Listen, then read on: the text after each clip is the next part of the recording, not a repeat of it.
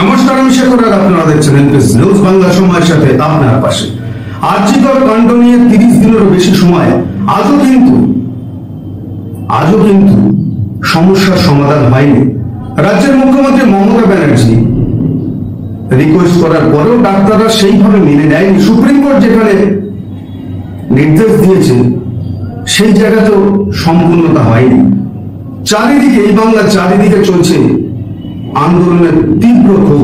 কেন প্রকৃত দোষী বিচার পাবে না? কেন প্রকৃত দোষীকে আইডেন্টিফাই করা যাবে না?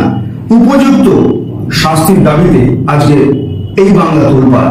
আজকে হাওড়ার আন্দোল বাস স্ট্যান্ডে উই ওয়ান্ট জাস্টিস এক মানববন্ধনের পরিস্থিতি তৈরি হয়েছিল, যেখানে শত শত নরনারী একত্রে স্লোগান উই ওয়ান্ট জাস্টিস। দেখুন তারই একটি প্রতিবেদন।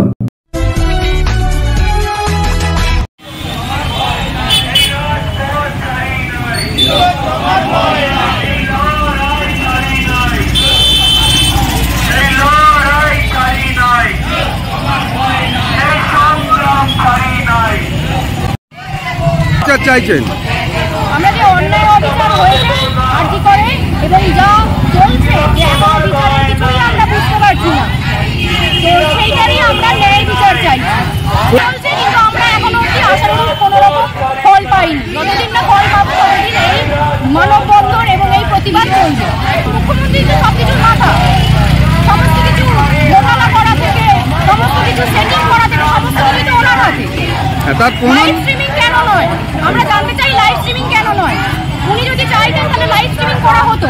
ওনাকে যখন ডক্টরটা বললো যে আমার ঠিক আছে লাইভ স্ট্রিমিং হবে না, কিন্তু যে ভিডিওটা করা হবে সেটা যেন আমাদেরকে দেওয়া হয়, তো উনি বললেন সেই ভিডিওটা ওনাকে দেওয়া যাবে না, সুপ্রিম কোর্টের থেকে পারমিশন নিয়ে তারপরে দেওয়া হবে। আজকে উনি বলছেন এআই এর যুগ, সমস্ত কিছু এডিট করা হচ্ছে, তাহলে আমরা কি করে ভরসা করবো যে উনি ওই ভিডিওটা এডিট করে দেবেন না? উনি কি কি করছেন, ওনাদের সাথে কি কি ভয় দেখাচ্ছেন ওই ডাক্তারদের, জুনিয়র ডক্টরদের, সেটা আমরা সাধারণ মানুষরাও জানতে চাই। এবং লাইভ স্ট্রিমিং আমরা চাই, যা কথাবার্তা হবে তার লাইভ স্ট্রিমিং আমরা চাই। স্ট্রিমিং তো ভিতরে যে কথাবার্তা হচ্ছে সেই স্ট্রিমিংটা তো উনি করতে দেবেন না। বাইরে কি হচ্ছে সেটা আমাদের জানার দরকার। উনি কোথায় কি নাটক করছেন, কোথায় গিয়ে কতটা জলে দাঁড়িয়ে কি নাটক করছেন সে আমাদের দেখা আছে, সে আমাদের ওসব দরকার নেই। আমরা যে ডাক্তারদের সাথে যে কথাবার্তা হবে, ডাক্তার যে দাবিগুলো রয়েছে সেগুলো মানা হচ্ছে কিনা, কি কথাবার্তা হচ্ছে সেটা আমাদের জানা প্রয়োজন, প্রত্যেকটা মানুষের জানা প্রয়োজন এটা। এবং আমরা সেটাই ডিমান্ড করছি যে লাইভ স্ট্রিমিং যেন অবশ্যই হয় ওনাদের কথাবার্তার সাথে। আপনার নাম? আমার নাম অমিতা প্রামাণিক।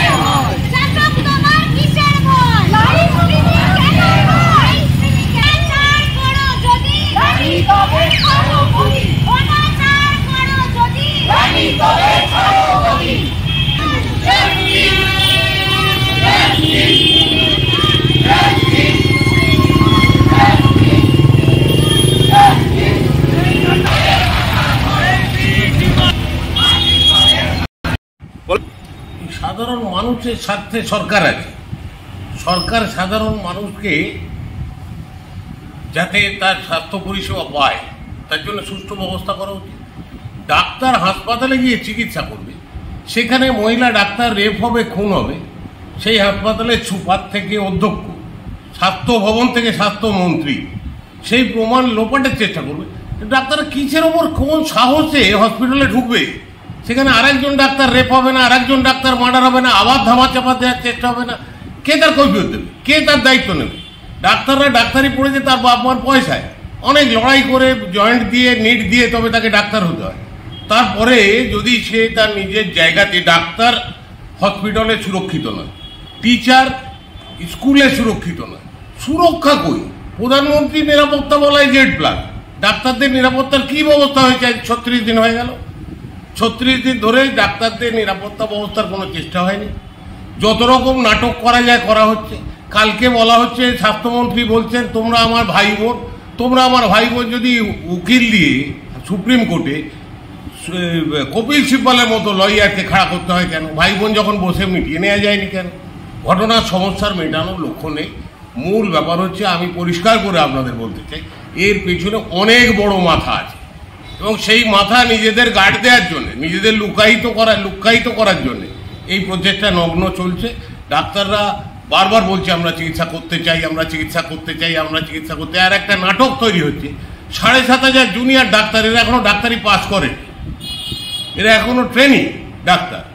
93,000 রাজ্যে ডাক্তার আছে, তাতে 7,500 জুনিয়র ডাক্তারের জায়গায় সিনিয়র ডাক্তাররা প্রচুর বাড়তি পরিশ্রম করছেন। তারা বলছেন যে আমাদের এরকম কোনো সমস্যা হচ্ছে না।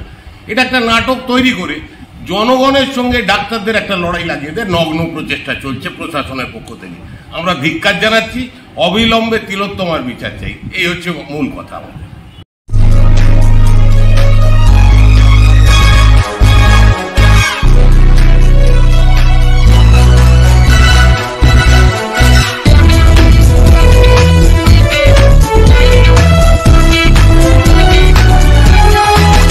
আপনারা দেখছেন NPS নিউজ, সবার সাথে সবার মাঝে।